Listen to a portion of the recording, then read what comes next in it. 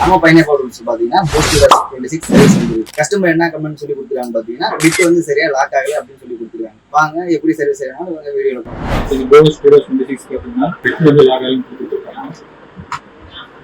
இது டெஸ்ட் பண்ணிட்டா லாக் ஆகணும், வெளியே வரக்கூடாது. என்ன கம்ப்ளைண்ட் உள்ள டூ ஓவர் கம்ப்ளைண்டா இருக்கும். டூ ஓவர் வந்து தெரிஞ்சிருந்ததுன்னா பிட் வந்து கரெக்டாக லாக் ஆகாது. அதை எப்படி பண்ணுறது நம்ம வீடியோல பார்க்கலாம்.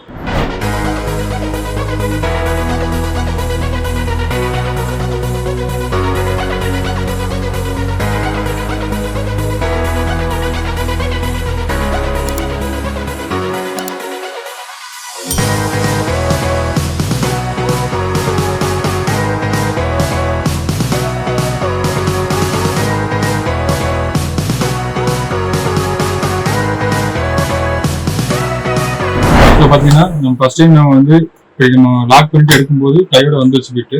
ஸோ அது வரக்கூடாது. இந்த மாதிரி உங்களுக்கு லாக் ஆகணும். லாக் ஆனால் தான் உங்களுக்கு காங்கிரீட்ல வால் ட்ரில் பண்ணும்போது பிட்டு வந்து ஜம்ப் ஆகி வெளியே வராமல் இருக்கும். ஸோ ரேஞ்ச் போனதுனால பிட்டு சரியாக லாக் ஆகாமல் போயிடுச்சு. அதை மாதிரி ரீப்ளேஸ் பண்ணியாச்சு.